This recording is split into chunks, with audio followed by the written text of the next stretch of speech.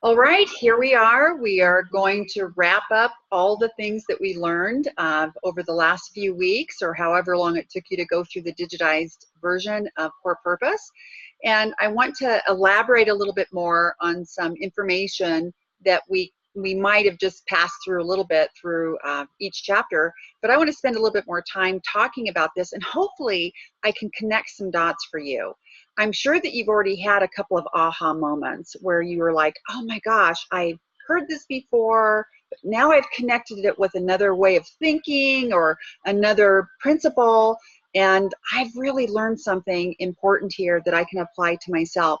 Now, obviously, we hope that you feel that way about all of the different chapters, because as you probably realized, we kind of went through this real circular, linear type of teaching that we would talk about a basic principle, swing into something new, and then we would come around and pick up that other principle that we've learned, and we would do that throughout the course. So that's why you hear me frequently refer to several of the things that we've learned, maybe in previous chapters, but we're still talking about it by chapter 8. And so let's go ahead and go over some of these things to see if we can draw some more information out of this, and we can apply this to how we can really understand what our purpose is, okay? And so now I've got my notes. I've got a lot of them. And because I didn't want to miss anything, I get really excited when we learn new things, especially with how we can apply this to our life. So let's take a look at some of these things. And I'm going to go through each chapter again, but we're going to kind of talk about the big idea and how we can actually apply it and what we can actually expect to gain from this, okay? All right, well, of course, chapter 1 is understanding purpose. And the life lesson, this too shall pass. And we inserted that there because we want to remind you that sometimes we get stuck. So if something's not passing, if it's the same thing over and over and over again, you're stuck somewhere, because the natural course of nature says this is going to pass. This is temporary. And so all things are temporary, good and bad. But if you're stuck in something and you're not finding that you're able to actually get out of your being stuck, then it's a really good indicator that you're in a really good place to start moving forward and applying some of these principles that we learned, okay? So what's the most important thing? What I learned. And so if you find that you're stuck, or in one area, it could be multiple areas, you probably have to realize that, wow, you know, I've learned something the wrong way. And again, it's not that your parents were out to like ruin you, and it's not like your parents intentionally wanted to sabotage you. They were teaching you based upon the things that they knew and how they learned. And so this is really important for you to remember that the most important thing is what I learned. So if you've learned something the wrong way, we're going to set it aside. We're going to learn something new. You've learned many things already in this course, and so let's move forward with that, okay? So let's see what else that we can talk about with the zone, or with the learning, which includes the zone of learning. And so we set the groundwork with the zone of learning on how you can reframe your thinking, because too often we get stuck in our thinking. Something bad happens, it conflicts with something that we really believe in, and then as a result, we end up feeling like, wow, we've been victimized, we've been betrayed, and maybe some of that did happen, but if it owns us, if it puts us in a place to where we're not actually learning from it in a positive way so that we can move forward and kind of almost using it as a springboard to move forward, then what we realize is, wow, I'm not extracting the right things from this difficult time that I just experienced. And so we want to reframe the thinking, and that's how we really open up core purpose, is that this is going to give you the opportunity to start changing your thinking, okay? And so we talked about the zone of learning, the 1/8 inch principle, how that plays into healthy relationships later on in the chapters. Purpose, truth, and change. When I discover my purpose, apply what truth really means. Now remember, truth gives us direction, it teaches us, it empowers us, and it's about freedom. It's not about condemnation. So if you feel condemned about some things that you've experienced, remember, those might be facts, but those don't define who you are. So it's really important to really latch on to the understanding, this is what truth is. This is always how truth will behave in my life and other people's lives. And I need to really make that part of my thinking so that when somebody like lambasts me with, hey, by the way, you know, you did this in your past, or you did this in your past, it doesn't matter. We all have a past. And so that doesn't have to own you. And we don't want it to, because that doesn't, it's not a good representation of what truth is. And so once you grasp that, that will begin the natural process of change in your life, which is really exciting.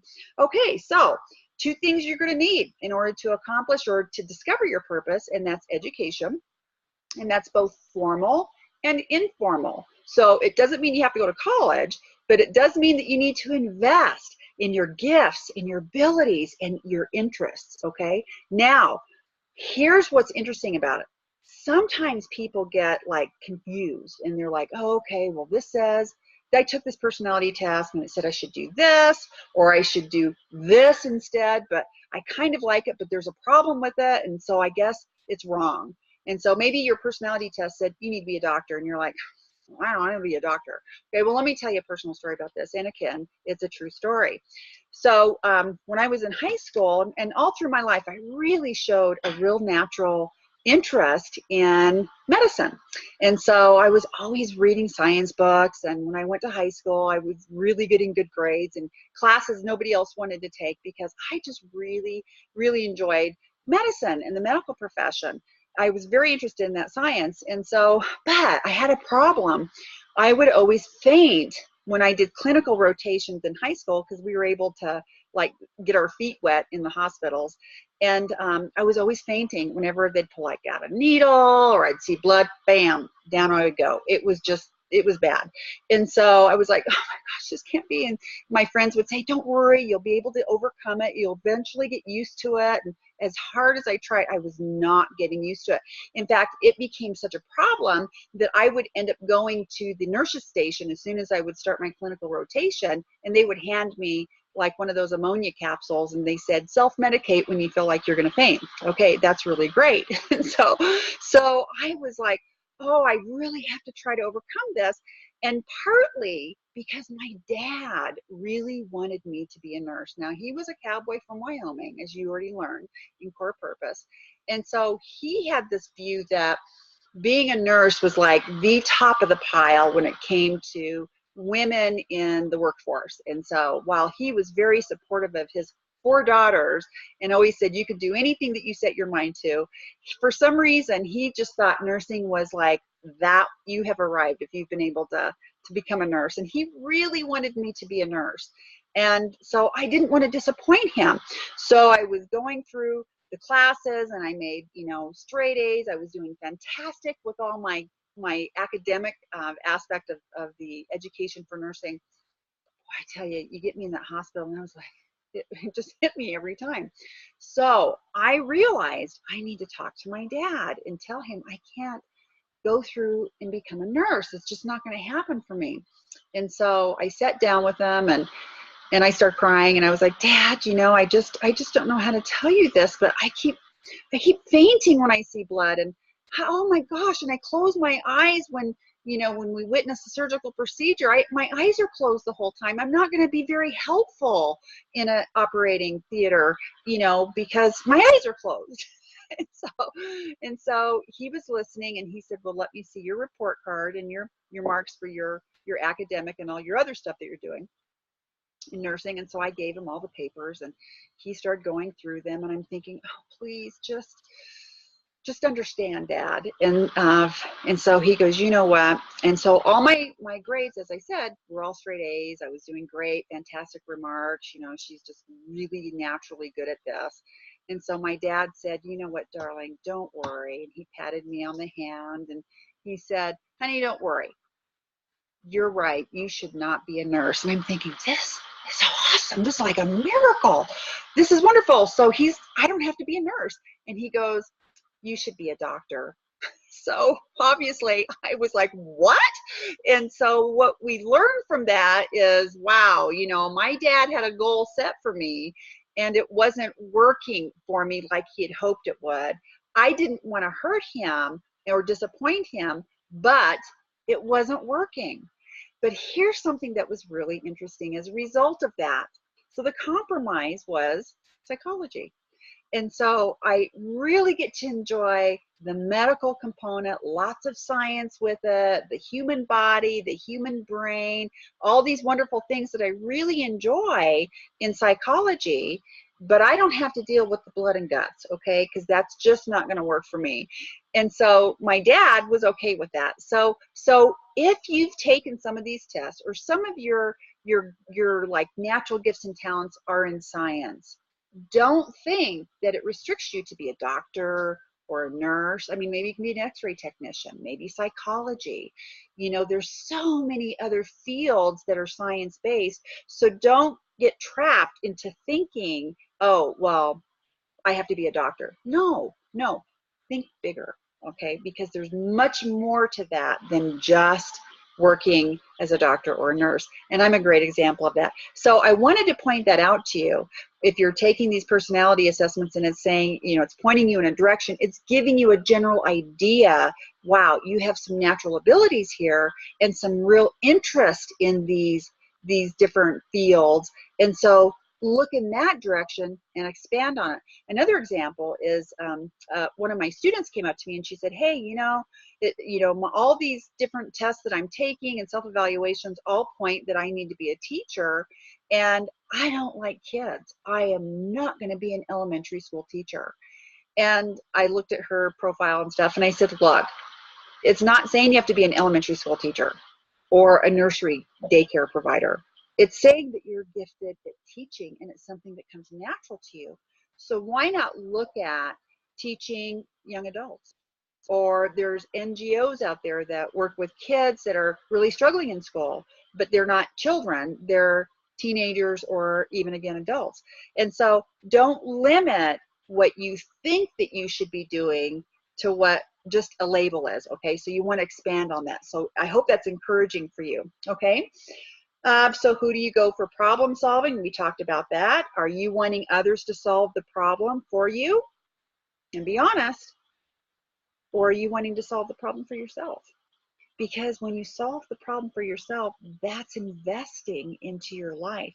And there's something about mastery, which means, wow, I've got the confidence because I've actually accomplished this. I was able to do it. I got some good coaching. I got some good mentoring. And guess what? I was able to accomplish this. And because of that, I'm really proud of myself. And even if you can't consciously connect that dot that you're proud of yourself, mastery always brings that sense of self-confidence that we know is important when we talked about Maslow's. Okay, remember the hierarchy of needs, and we'll be talking about that again in a little bit. Okay, control, influence, and choice. Control is in the benefits model, and we learned in chapter 2 it's ineffective. Okay, especially long term. When you're pushing somebody all the time because you're controlling them and you're wanting them to do it, as soon as you're gone, bam, they're not going to be doing what you've asked them to do, okay? And so we don't want to control people. We want them to control themselves. It's limited learning, and it's temporary because it's a crisis model. Don't get involved in control. Don't control other people, and don't have other people control you. Now, somebody mentioned to me, what about our children? Well, from the very beginning, we need to train our children, not control them, because we want to train our children to be independent and self-sufficient and think for themselves when you're not there. So keep that in mind with the whole how you're raising your kids as well. Influence is in the investment model. It's effective for long term, it's unlimited growth and learning, it's permanent, and it keeps you in peace. That's what you have to protect. Okay, choice, like influence, is also in the investment model. The big reason why choice is so important is that it promotes self-direction, and it promotes the growth mindset, which is really what we want you to grab a hold of, is that, wow, I want to invest in my thinking, I want to invest in my life that will promote me to be able to produce more, that I really enjoy giving back to this world. Okay, kind of like we talked about the corn. If you have all these wonderful nutritious elements going into the corn as it's growing the plant, and you're fertilizing it and it gets plenty of sun and it doesn't have to endure a lot of difficult weather conditions like hail or something, then it's going to produce a lot of corn. And that's what you want to do. Look at your life like that. Okay, and so we also learned that growth comes from change and is solely my responsibility, which means it's solely your responsibility. You can't say, if only everyone around me changes, then everything would be fine. That's not how it works at all. Growth is entirely 100% up to you. So the person who accepts this is a mature, realistic person that says, I've got a good grasp on my life and I have a good grasp on my future and where I want to take this, okay? So it sets the stage for reframing our thinking so that we can change our thinking, which means we're going to change how we see things. And if we make really small adjustments like the 1/8 inch principle, not the big ones, don't think that you're just going to just jump off the cliff and make, big decisions. Make these small incremental decisions because they're long lasting and they'll make huge changes in your life over time. Okay? Alrighty, so let's move on to chapter 2. We talked about the growth mindset. Life lesson number 2, when I change what I think, I'll change what I see and do. And that's huge because so many people forget that, wow, I'm just the way I am and this is how I see things, because they don't realize, hey, if you made a small adjustment in your thinking, you actually can change what you see and how you see things. And that's a really big deal. Okay, so we talked about different forms of poverty. The worst type of poverty is a poverty mentality. And most people, now hear that again, most people have some form of a poverty mentality in their mind. An example might be in relationships. This is when you don't have healthy relationships in your life, and it creates a lot of chaos and drama. And so maybe people avoid you. Maybe you've seen people that you really respect and admire and thought, oh, if I could just have that person in my life, we could be, a team. Maybe they could help mentor me in business or help me with my children or help me with school or help me wherever, in my thinking, because I think I'm pretty emotional. And yet these people kind of don't see you. You're like invisible to them. And that's just the way it works. If you are not healthy, you will be invisible to people who are, because they don't want to deal with the drama. They don't want to deal with how you might have, one negative thing after another. Everything always has to be these big explosive dramas where, oh my gosh, you aren't going to believe what just happened to me. I get nervous when I'm with people like that because I think that they're very unpredictable in a bad sense, not in a spontaneous fun sense, but probably in a bad sense. And I don't want to get sucked into somebody's war. I really don't. I spent a lot of years extracting myself out of war and learning how to protect peace, because I just don't want that in my life anymore. It's counterproductive. It takes away from my value in life and it takes away from my purpose. I'm not going to do it. Okay. So remember that healthy relationships are massive in terms of how they see you. If they don't see you as healthy, you're going to be invisible to them. Okay. Here's another example of changing our thinking or having poverty. And this is really something that I should point out to you. A lot of people use relationships as currency. Okay. So maybe they don't have a lot of money, or maybe they do have a lot of money, but they use relationships in their life as a form of currency. And an example of this was one of my students came up to me and she said, I just want you to know, my daughter wants to take the violin and I don't want her to take the violin. I want her to take drums or guitar or something. And so as we start talking about it, and I play the violin, and so, I'm really like passionate about it and I love the violin. And so I was surprised that the mother said that, but I understood why. And so as we began to talk, one thing led to another, and she came to her own conclusion and realized the reason why she didn't want her daughter to take the violin is because their family was very poor financially. And so she was, struggling, making ends meet, week to week.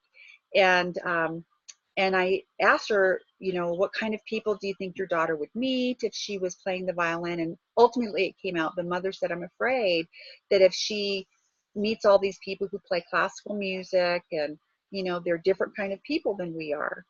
And what if my daughter likes those people more than she likes us? And what if my daughter decides that she doesn't want to be with us anymore and she just wants to be with them? And so she was actually had a legitimate concern as a mom, because none of us want our kids to leave us and abandon us. but we have a responsibility as parents to invest in our children and their interests in natural gifts and talents so they can go on and do better than what we did. And so as we had the discussion, she finally realized, okay, you're right. I need to rethink about this because my daughter loves to do this. She wants to do it. And so I'm going to encourage her to do it. And that was a big leap for mom because she was a little bit nervous, but it was a great example of how we oftentimes use relationships as currency. Okay, like I have only this in my life. I only have the relationships in my life. I got nothing else in this world, but at least I have relationships. Well, we need to be careful because we might try to unintentionally sabotage or manipulate those relationships so they don't leave us. Okay, same thing goes with kids that are wanting to go to school. Maybe there's one of your kids has a desire to go to a liberal arts college or a college that is very different from some of the ways that you raised your children, you know, to be maybe real conservative or moderate, or it doesn't make any difference, but maybe they want to go somewhere and you're like, whoa, I don't think I like this. And so it's really important to realize that our children are growing and they will one day leave home. And that's what we're supposed to do, is to put them in a position to where they're ready to move on for their own life. And we want them to be confident to do that. You will not be with your kids forever. At some point, they need to make those decisions because they need to own the information, the knowledge, the beliefs, anything that you've been trying to teach them. They have to own that themselves, because if they don't, they're going to be in trouble once they leave your sight. And so we don't want them to only believe the way we do. That's a mistake, because we learned later that's foreclosure. Okay, they need to think for themselves, excuse me, and process this information so that they can actually live a good life, own it, be mature, and be healthy. Okay, all right, so I wanted to mention that to you. Okay, so we spent a good time talking about the two models, and that's actually one of my favorite discussions because I see it everywhere. And so we talked about the benefits model and the investment model. And so people will operate from one or the other. Sometimes they dip a little into one or the other, but we really want to fully, completely be involved in the investment model. And so what we have to do is really understand that this is a key, and it's so foundational to every aspect of what we learned in Core Purpose, but also every aspect of how we live our life. I'm telling you, you're going to get so good at this, and you're going to really spend so much time understanding what it means to have the benefits model or the investment model in your thinking, that you're going to go, oh my gosh, this guy's totally or benefits model, run, or this person is totally investment model, so I need to get more involved with this person because this is a healthy individual. And so really look at the investment model and how you can actually apply it to your relationships, how you can apply it to your critical thinking, how you apply, because we talked about even what happens to your brain when you lie.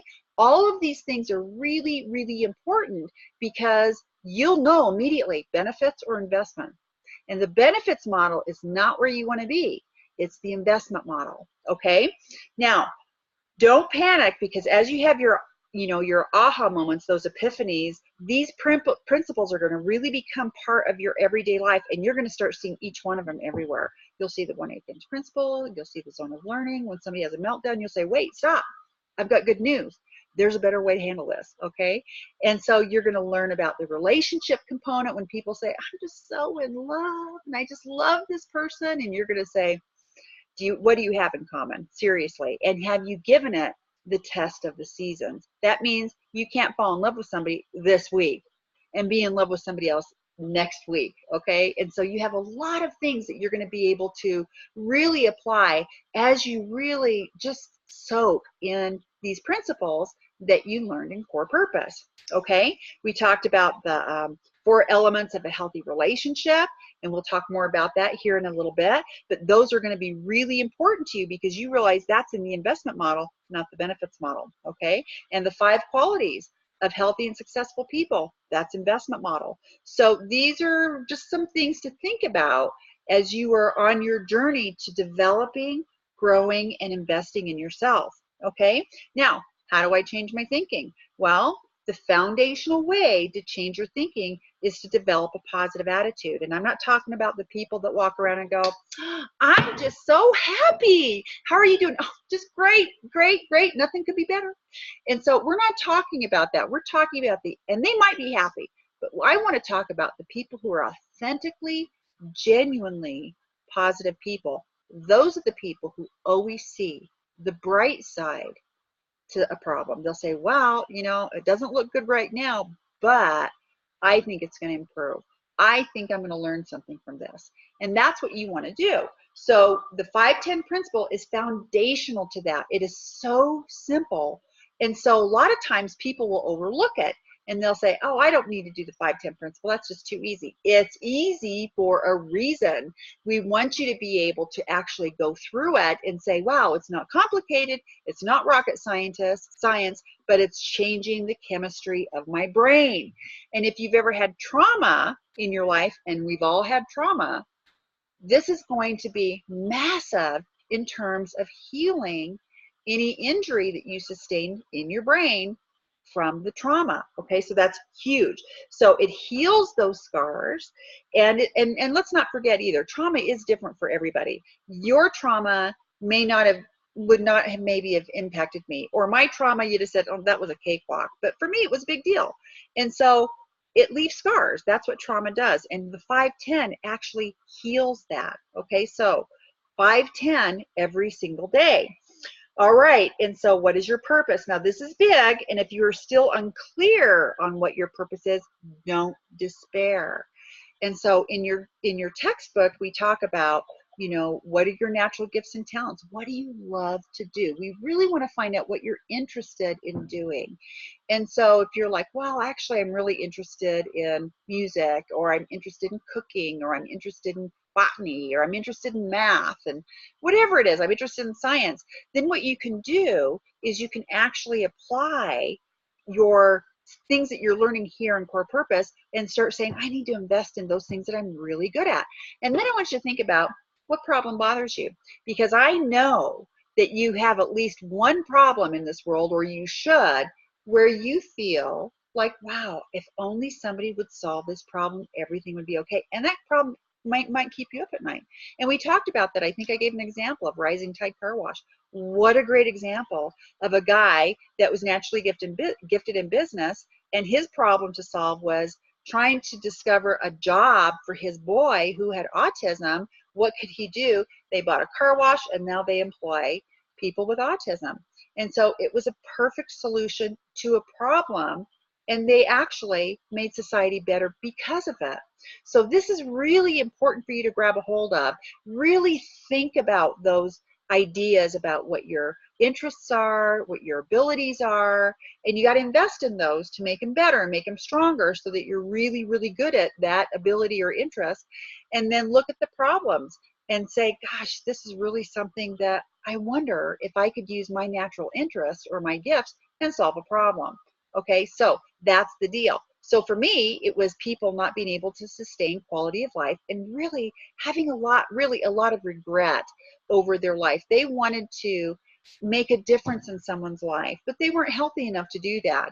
And so by writing this, it really helped people to connect the dots and resolve some problems that they didn't realize that they had. They thought it was everybody else's problem. But once they started, taking this information on board and applying it, they realized, wow, I am in a much better place. I'm much healthier. And now I have an ability to contribute back to society. That was my problem solved. Okay. So don't despair. Don't forget, everybody needs to accomplish their purpose. You have something important to bring to us in the world. And so it's really, really important for you to invest in your interests, in your gifts and talents. Okay. So now we're going to move on.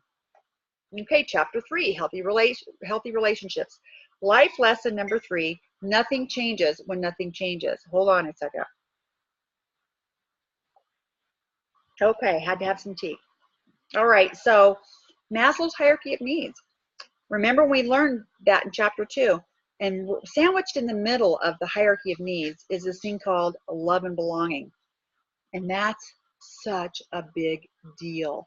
Everybody wants to belong. In fact, we are hardwired to actually want to belong and to fit in.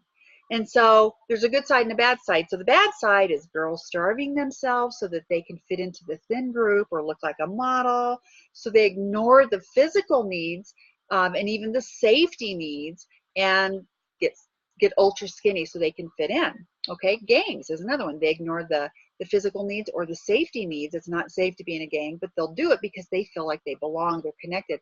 Social membership is another one. Work groups and even religious groups where we get connected with some groups because we're hardwired to be connected. And we realize that some of the things that these people are saying or doing or some of the stuff that's going on, we may not agree with it, but because we want to fit in and we realize if we don't, if we like stand up and say, I don't know if I agree with what you just said, then what happens is that they might exclude us. And that is really tough to have to kind of like wrap your head around when you want to belong to somebody. Okay, so that's really important. But it's also a group thing too. All right, so people need relationships. It's so important. And sometimes we're really unwilling to, or we're willing to accept unhealthy relationships just so that we can belong. Okay, and you've probably seen this. You've seen it with your kids. You've seen it with yourself, and it's very frustrating because it's like I feel like I'm not being true to myself, and you probably aren't. But you might have a deeper fear of being rejected and ousted from a group.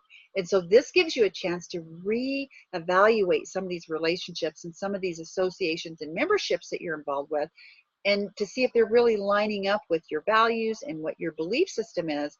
Otherwise, it's going to create a real conflict within yourself, and then you're going to have other issues that you have to deal with. So remember, be authentic and associate with groups that really facilitate and promote purpose and promote maybe freedom of thought, where you don't feel like you're going to get ousted if you have a disagreement with them or you see something differently. Okay, that's really important.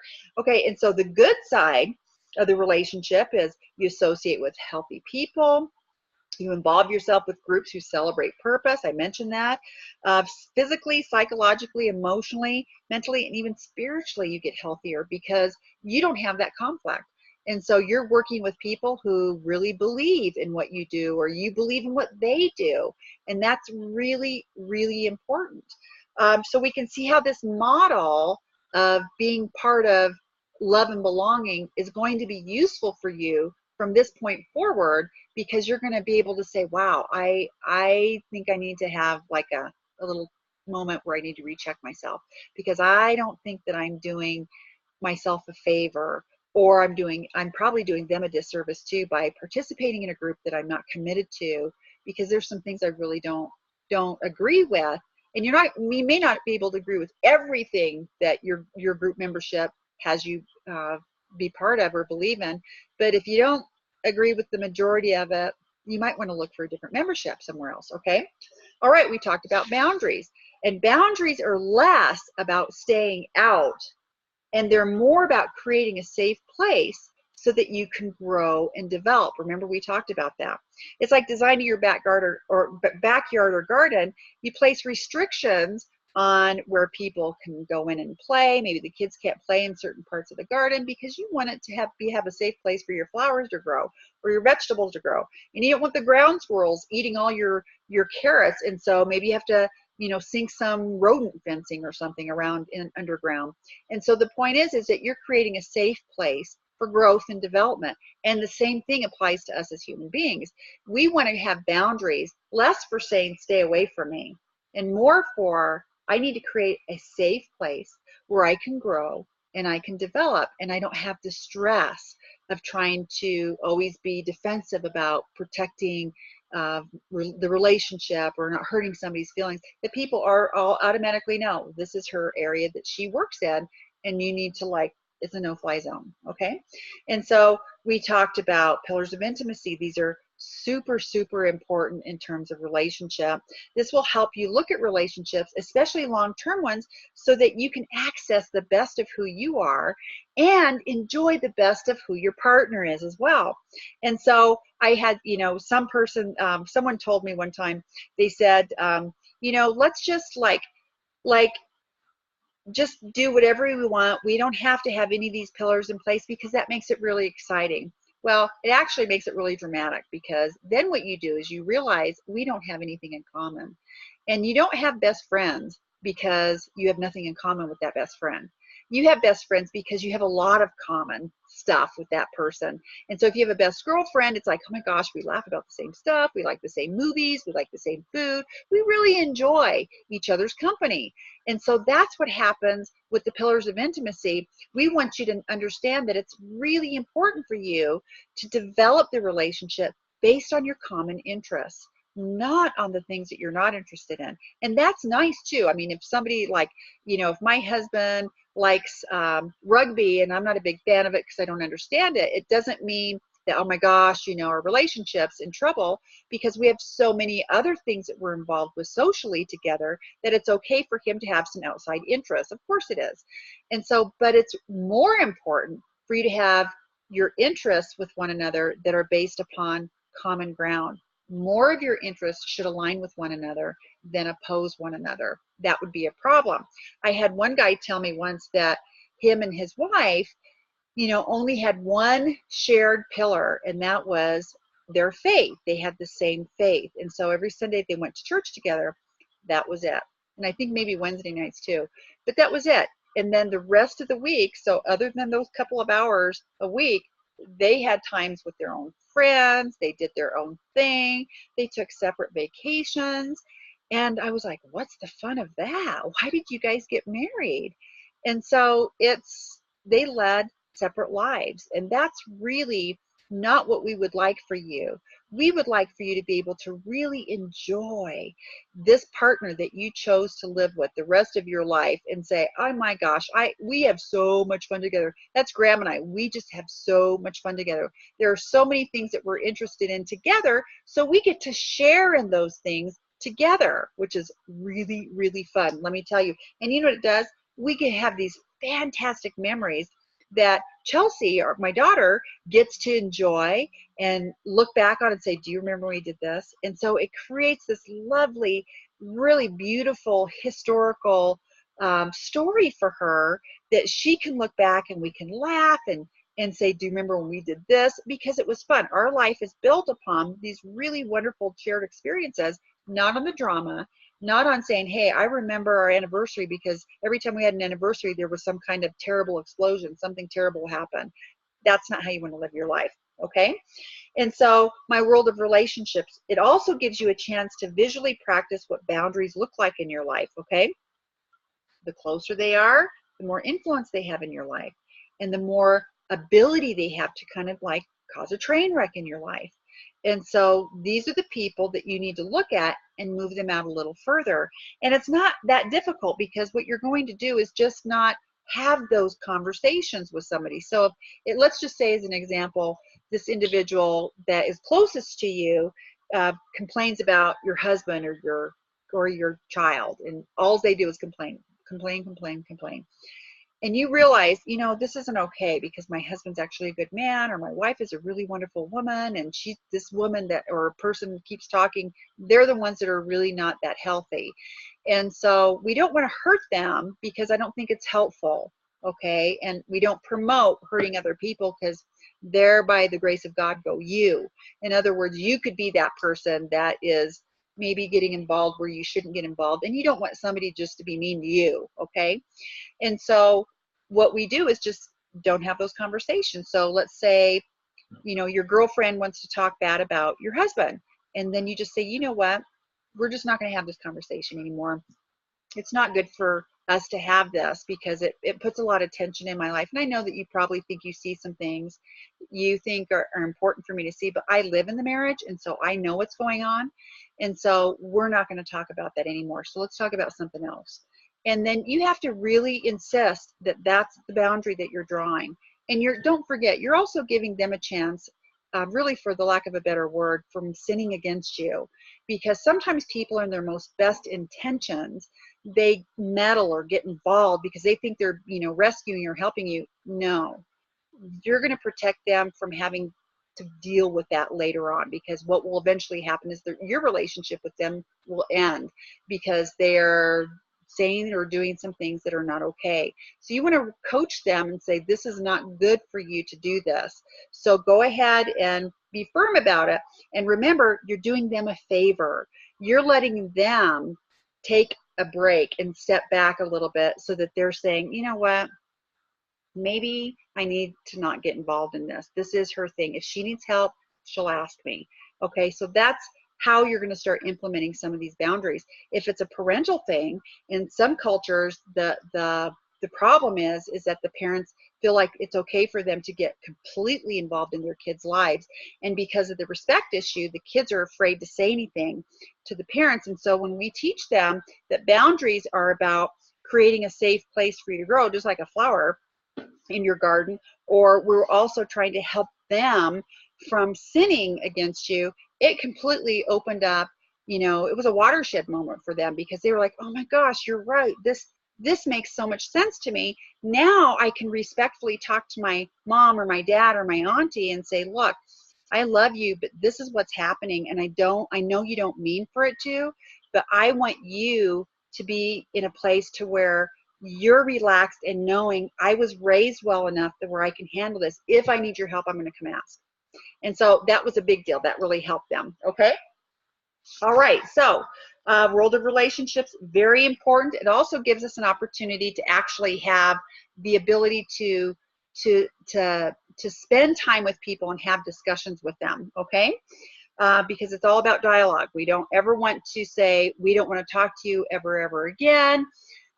Because you know, you just made us mad. Remember, when you are not present in someone's life, you no longer have the ability to do any influence in their life. And if you feel like you have something really good to bring to them, like maybe some things you learned from Core Purpose, if you extract yourself permanently from someone's life, that's not 100% always a great thing, because what happens is that you no longer can bring any kind of healthy influence to that person. So choose wisely who you decide that you don't want to have a relationship with. Okay, now there are those times when you might need to pull away from a relationship for a season or maybe permanently, but I'm just saying count the cost, because once you do that, once the communication is severed, you no longer have the ability to bring influence into somebody else's life. And if it's a healthy influence, that's a loss for them.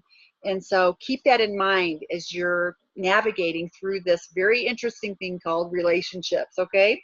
All right. So now, one thing to remember when you're doing the world of relationships, remember the 4 elements. I mean, you know, harm, only want the best for you, what matters to you matters to me, and must pass the test of the seasons. If it's mutual, so if the people in my world are healthy, that means they're taking those 4 elements and applying it to my relationship, and they're treating me that way. And I'm taking those 4 elements and I'm treating them that way. So we realize it's mutual, and that relationship is going to most likely be healthy. Okay, it doesn't mean you're never going to have a contretemps. It means that, okay, it's healthy, we've had a disagreement, but we know how to work through this because we care about each other. Okay, so that's what I'm saying. Now, what happens when you realize, as you're looking at your world and you're like, okay, this person doesn't treat me with those 4 elements? Then you realize I need to start moving them out further and further. And the further out you move them means the less topics you're discussing, like maybe the relationship with your husband, which we mentioned. Maybe they don't like your hair color. You know, it could be anything, and just say it's a no-fly zone. We're just not going to talk about it. Okay, that's what it means by pushing them out further. Okay, it doesn't mean necessarily it's physically further, but you're limiting some of your discussions now. You're not going to have the robust discussions that this other person might want to always have with you. And so what happens is that you realize it's not a healthy relationship. Now, hopefully this person will say, hey, you know what? I realize that we're not talking like we should or we used to. What's going on? And this will give you an opportunity to be able to say, hey, look, you know, I've learned some things, and I realized I had a lot of things that I needed to work on with myself, and I'm still working on them. But one of the things I really learned that I was guilty of myself, maybe you are, most of us are, and so I'm applying this to myself, and I know that you might not understand it, so let me explain to you what it means about the 4 elements of a healthy relationship. And it's going to take time, because you know, change takes time. You can't plant the kernel of corn in the garden and the next day go out and expect it to be completely bloomed out and ready to harvest. Okay, it's going to take 110 days unless you have a hybrid. Okay, but you're going to have 110 days of hopefully good weather and good nutrition so that that corn plant can grow and it can be ready for harvest. So it's going to take you some time as well. So be patient with people, but at the same time be firm, because you need that safe place to grow, and you don't need people, you know, bringing a train wreck into your life. All right. Okay, so there was a lot to learn in chapter 3, but we can see how we built it from chapter 1. And so we're changing our thinking. We have tools and knowledge, and we're starting to practice them. And the more you practice them, the more the dust will settle, and you'll have more clarity of your thinking, especially in terms of, wow, what my purpose really is. Because see, you're not going to be distracted with these unhealthy relationships. And you're not going to be distracted by saying, okay, I've got to fix this problem because somebody made somebody else mad, or, you know, this issue happened, or they're in a depression now because they didn't solve their problem right. And so you're not going to get distracted with that stuff, because all that stuff that we're talking about will distract you from what your central purpose is. And so it's really important for you to be able to grab a hold of that and realize, okay, I'm getting this. Now I'm understanding why I have to deal with all these issues as we go through core purpose, because it's actually getting rid of the distractions, and that's huge. Okay. All right. And so one last word on relationships though. Is it possible that some people will get upset? And when I was putting these notes together, I thought it was really important for me to mention this to you. Do you think it's possible that people are going to get upset with you and not want to be your friend? Yes or no? It's probably going to happen. Okay, I'm just going to tell you straight up. Some people are not going to like the idea that you actually are making changes in your life, and it's going to really bug them. And it's not, again, because they hate you, but only because it's really casting light on their situation, and it's a reflection of maybe of what they're not doing. And so there is a big possibility and a real likelihood that some of the relationships, as you're going through life and you're making these adjustments and you're saying, nope, I'm not going to get involved in your war. No, I'm not going to lie for you. No, I'm not going to do this. I'm actually going to school, or I'm developing an interest in this. And people are going to say, you know, you think that you're better than all the rest of us, and you're self-centered. You're going to hear all these kind of things. They're faulty arguments. Don't listen to them. Be kind and be patient and say, you know what? I'm sorry you see it this way. This is how I see it. This is what I'm going to do to change my life, because I'm worth it, and my children are worth it, and my family was worth it. They didn't get to do it. I am. Somebody's got to make the change. It's going to be me. And so this is really important for you to hold your ground on that. Don't negotiate on that. And invite them. Say, you know what? You could be doing the same thing I'm doing. Your purpose is going to take you someplace else probably. You have wonderful gifts and talents to add to this world, and you're going to one day regret that you didn't do it. And so I'm inviting you, take this course. Hey, I'm going to give it to you as a Christmas present. And so I want you to take this so that you really understand what it means to have a robust quality of life and be able to really know why you're here. And some people will take you up on it, and they'll say, you know, thank you so much. And other people say, I don't want to be around you anymore. I think you're self-centered. I think you're all about you. You're a narcissist. Goodbye. And that's also faulty arguments. Don't let it ruin your life. It's going to be sad. You're going to be sorry to see some of those relationships go. But then in your heart of hearts, I bet you're going to say, I knew this wasn't really a healthy relationship anyway. And so I'm sad that it ended the way it did, but it needed to end the way. Okay, it needed to end. And so be brave. I've had to do it. Most people have to go through this in life, and that's when you begin to really have some intentionality about the relationships that you do have in your life. Okay, that's really important for you to know. Okay, you don't want to forfeit your progress. Okay, emotional intelligence. For every action, there is a reaction. So that includes things you do and do not do. Some people don't do anything because they think, well, if I don't do anything, then I'm okay. Wrong. Even if you don't do something, it will have a reaction somewhere. And so that is important. For every action, there is a reaction. And for every non-action, there is an action or reaction, okay? Okay, you took several evaluations, really throughout Core Purpose, and it was about looking at yourself honestly. If you want to be authentic, then what you have to do is you really have to make a point to go ahead and be honest with these evaluations, all right? Nobody's going to grade you on that. You might have taken these evaluations and had somebody close to you take that evaluation for you later and found out that you were too hard on yourself. Or maybe you're looking at yourself through rose-colored glasses. That could be it. And so it's really important for you to be able to take a step back and say, these are just giving me cues to what's going on in my life, all right? And so let's take a look at this. All right, it's about emotions. Many people misunderstand and misapply their emotions. They think that their emotions is the way that they should make decisions because they feel a certain way. Maybe they're saying, hey, I feel this way, so this is what my decision is going to be. And what ends up happening, it's a mess, okay? Because emotions change. They're like the weather. And if you live in Colorado, the weather changes frequently, okay? So we don't want to base decisions based on our emotions. That's a really bad idea. And so we can't think that just because we feel a certain way, it must be the right thing to do. It might feel like the right thing to do at that moment, but remember, emotions change, okay? It's a bad decision every time if you rely on your emotions to make decisions. There are no excuses for that. You cannot use your emotions to do that. And some of you may say, well, hey, I have this gut feeling and I'm usually right. That's different from the feeling, okay? That's an intuition. And if you don't balance that with the facts, okay, which is what I had to learn to do, I can tell you right now, you will make a lot of maybe some very serious mistakes because your gut intuition is probably playing a little bit in with your feelings and you're making some mistakes, okay? We want you to capitalize on your gifts and talents. And if intuition is one of them, if you're a feelings-driven person, we want you to be able to capitalize on developing those in a mature way. And the only way to do that is through delayed gratification and developing your emotional intelligence, okay?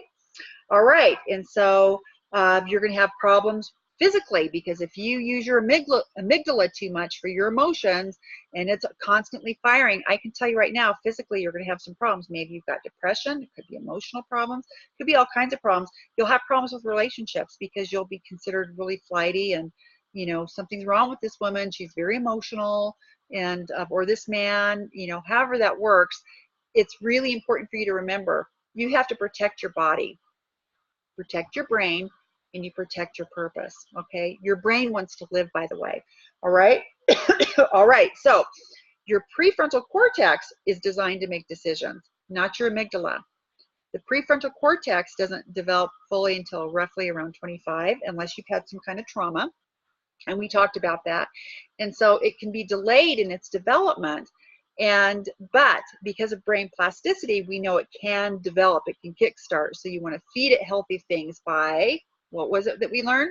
The 5-10 principle is massive in terms of releasing those beautiful chemicals back into your brain to start healing all these things that you experience from trauma or addiction or neglect. It could be a number of different things. Your brain will heal itself.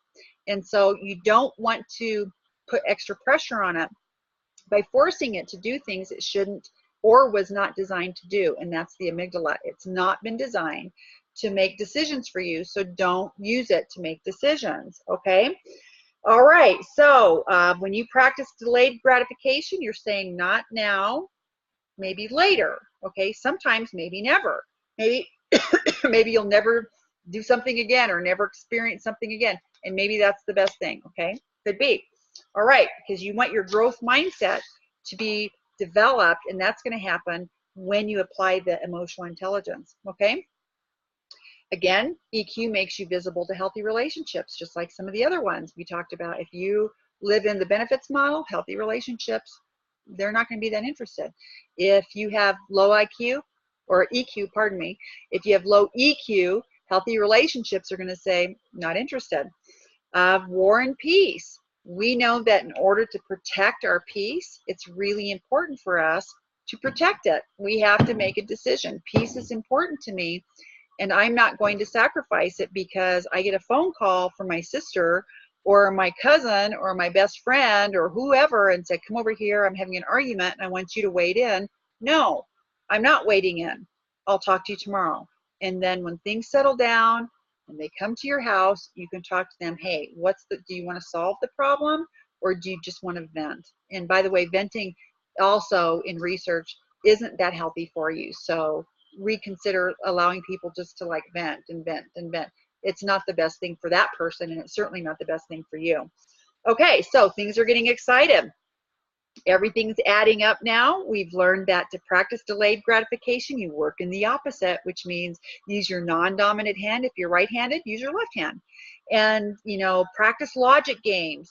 Work on math puzzles. I mean, you know, on our phones, a lot of times you can play these math things and you're trying to beat the computer, and you can even do the easy ones. But the point is if you want to develop and start really developing self-control in your life, which is delayed gratification, the science of self-control says you can do it. You can actually develop it and put it in the bank for a later time.